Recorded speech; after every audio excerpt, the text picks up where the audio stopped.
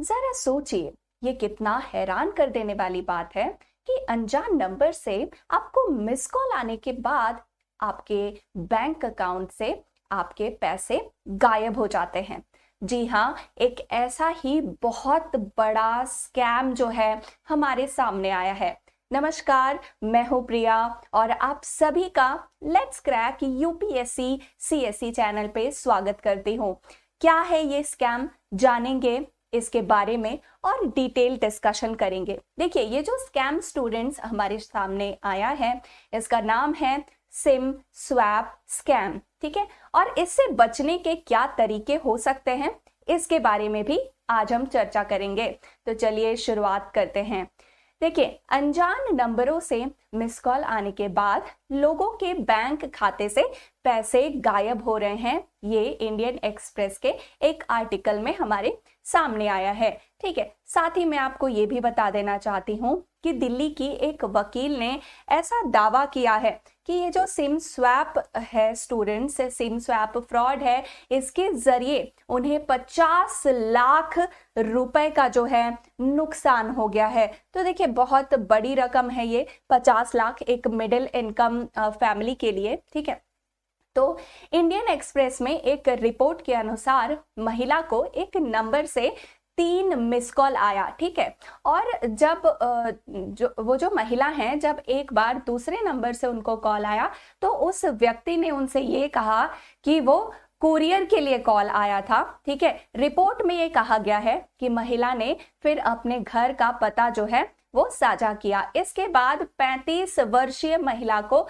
कथित तौर पे, मतलब आर्टिकल में ऐसा कहा गया है कि उनके अपने बैंक से 2 ट्रांजैक्शन का मैसेज उनके मोबाइल फोन पे आ गया है। ठीक है, तो दिल्ली पुलिस जो है स्टूडेंट्स, वो जो है इस पूरे जो है दुर्घटना हुई है इसकी छानबीन कर रही है और साइबर सेल से उन्होंने कहा है कि महिला ने जो स्कैमर के साथ ओटीपी, वन टाइम पासवर्ड जैसी कोई भी जानकारी शेयर नहीं की है। तो बहुत ही चौंका देने वाली खबर है, कोई ओटीपी नहीं आया है मोबाइल पे, साथ में महिला के बैंक अकाउंट से सिर्फ 3 मिस कॉल पे पैसे गायब हो गए हैं। ठीक है, अब इस पूरे घटना के बारे में हम समझेंगे और ये जानेंगे कि सिम स्वैप घोटाला जो है वो आखिर है क्या। लेकिन उससे पहले मैं आपको बता दूं, ये जो घटना है ये आपसे ऐसे ही नहीं जिक्र कर रही, ये आपके जीएस पेपर 2 के लिए बहुत इंपॉर्टेंट है स्टूडेंट्स।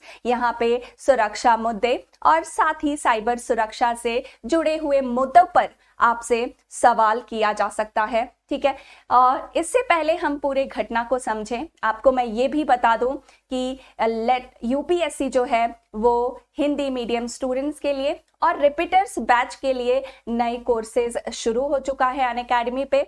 और यहाँ पे आपके कोर्सेज 31 अक्टूबर से शुरू हुआ है। आपको अभी अगर कोर्स लेते हैं तो 50% डिस्काउंट मिल जाएगा। साथ ही प्रिया 30 मेरा कोड है, इसको इस्तेमाल करने से 10% आपको ऑफ भी मिलेगा और आप लाइव क्लासेस वहां पे देख पाएंगे। रिपीटर्स बैच की जानकारी के लिए दिए गए नंबर्स पे आप कॉल कर सकते हैं। हिंदी और इंग्लिश दोनों ही मीडियम के स्टूडेंट्स के लिए बैचेस यहाँ पे शुरू हो गए हैं। इंडिया के टॉप एजुकेटर से आप अपने सवालों के जवाब और अपने डाउट्स को सॉल्व कर सकते हैं। ठीक है, चलिए अब इसी के साथ देर ना करते हुए जान लेते हैं इस मुद्दे के बारे में। देखिए, बैंकिंग सेवाओं में स्टूडेंट्स जो प्रगति है, आसान भुगतान है, एप्लीकेशन के थ्रू आजकल आप लोग जो है इजीली पेमेंट कर पाते हैं कहीं भी, है ना, स्कैनर्स को यूज कर लेते हैं। तो स्मार्टफोन पर जो ये सारी सुविधाएं उपलब्ध हुई हैं हम सबके लिए, ये साइबर अपराधी भौतिक सिम कार्ड यानी कि फिजिकल सिम कार्ड और साथ ही जो बैंकिंग से जुड़ी हुई एप्लीकेशन है उसके बीच का लिंक जो है उसको मिसयूज कर रहे हैं। ठीक है, तो ये लिंक्स जो है वो आजकल मिसयूज हो रही हैं। साथ ही आपको ये भी जानकारी मैं दे दूं कि सभी बैंकिंग एप्लीकेशन फोन नंबरों से जुड़े हुए होते हैं जो कि ओटीपी उत्पन्न करने, लेन देन को प्रमाणित करने के लिए या फिर बैंक से संबंधित महत्वपूर्ण संदेश को प्राप्त करने में मदद करते हैं। ठीक है, तो सिम स्वैप घोटाला जो है उसमें जालसाज जो है, स्कैमर्स जो है वो सबसे पहले फिशिंग या फिर विशिंग की मदद से व्यक्तिगत विवरण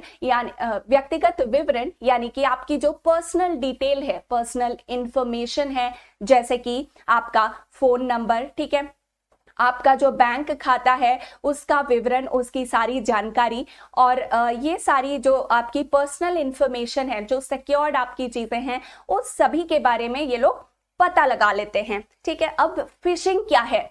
फिशिंग एक ऐसी टेक्निक है जिसमें स्कैमर्स जो होते हैं वो विक्टिम्स को मेल करते हैं या फिर वो मैसेज के माध्यम से उनको मैलवेयर का लिंक भेजते हैं। ठीक है, अब ये मैलवेयर क्या होता है, कुकीज क्या होती हैं? स्टूडेंट्स, आप लोगों ने देखा होगा कि मिंत्रा या फिर अमेजॉन पे आप कोई भी प्रोडक्ट देखते हैं या फिर उसको चेकआउट करते हैं, तो जब आप कोई दूसरा ऐप खोलते हैं या फिर आप अपने नोट्स ओपन करते हैं तो वहां पे कई बार वो एड में दिखाता है मिंत्रा के वही वाले प्रोडक्ट्स जो आपने ओपन किए होते हैं।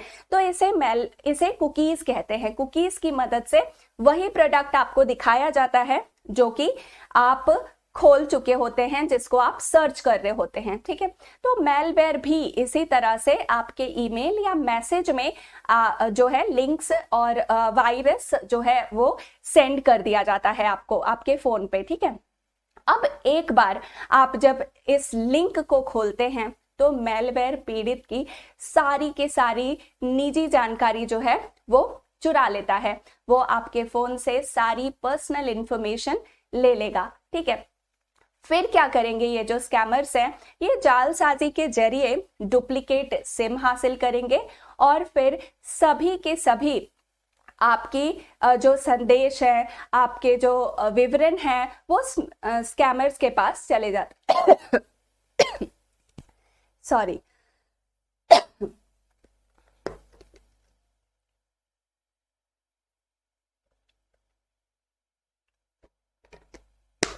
चलिए, तो आप इतना समझ गए कि इस जालसाजी की वजह से आपकी सारी पर्सनल इंफॉर्मेशन स्कैमर्स के पास चली जाती है जैसे ही आप किसी मैलवेयर लिंक पे क्लिक करते हैं। तो ठीक है, बाकी जो स्कैमर्स होते हैं उनकी तरह ये स्कैम नहीं है। ठीक है, यहाँ पे स्कैमर्स लोगों को फोन कॉल नहीं करते, ना ही ओटीपी की डिमांड करते हैं, ना ही ये बोलते हैं कि सर अपने पर्सनल इंफॉर्मेशन को शेयर कीजिए। ठीक है, ये जो स्कैम है सिम स्वैप स्कैम, इसमें विक्टिम्स जो होते हैं स्टूडेंट्स, उनके साथ डायरेक्ट कम्युनिकेशन की जरूरत ही नहीं पड़ती। सोचिए, आपसे ना ओटीपी पूछा जाएगा, ना आपसे किसी तरह का पर्सनल इंफॉर्मेशन लिया जाएगा, कोई डायरेक्ट कम्युनिकेशन नहीं है।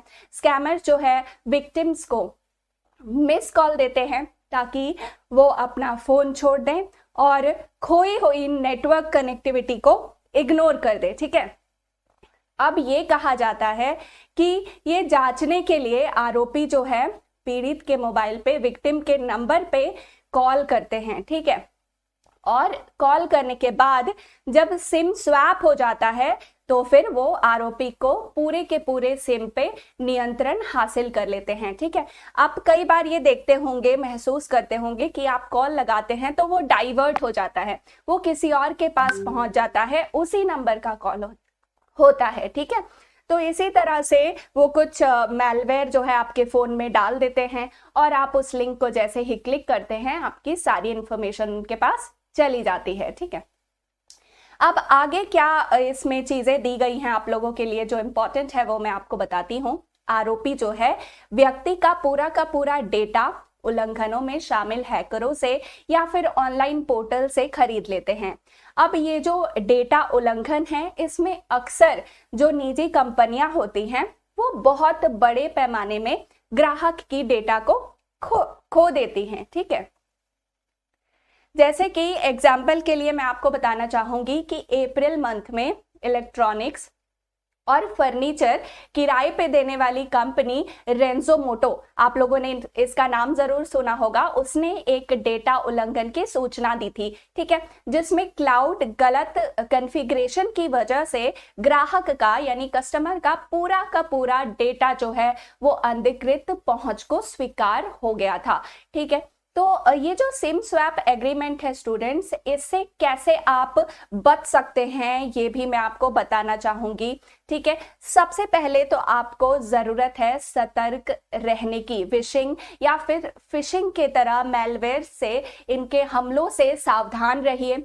साथ ही सस्पिशियस लिंक्स जिनके बारे में आपको पता नहीं हो उन पे बिल्कुल भी क्लिक मत करिए। सेंसिटिव इंफॉर्मेशन शेयर मत कीजिए, अपने बारे में कोई भी इंफॉर्मेशन अपने नोट्स में मत रखिए। फोन में इंफॉर्मेशन बिल्कुल स्टोर मत करिए, ये बहुत ही रिस्की हो सकता है। साथ ही स्टूडेंट्स, मिस कॉल को नजरअंदाज मत करिए। जैसे ही आपके नंबर पे किसी भी अननोन नंबर का मिस कॉल आता है तो फोन बंद मत करिए। खास करके आपको जो है कार्ड मिस कॉल अगर प्राप्त होता है, कई मिस कॉल, 3-4 मिस कॉल या 2 मिस कॉल अगर प्राप्त होता है या 3 मिस कॉल, तो आप फोन बंद मत कीजिए। तुरंत ही उस नंबर का ट्रू कॉलर या किसी और ऐप के जरिए जांच कीजिए या फिर अपने मोबाइल ऑपरेटर से संपर्क करने की कोशिश कीजिए, पता कीजिए कि वो नंबर किसका है। ठीक है, साथ ही पासवर्ड अपना जो है वो चेंज करते रहिए। ये नहीं कि एक पासवर्ड रख दिया और लंबे समय से वही पासवर्ड है।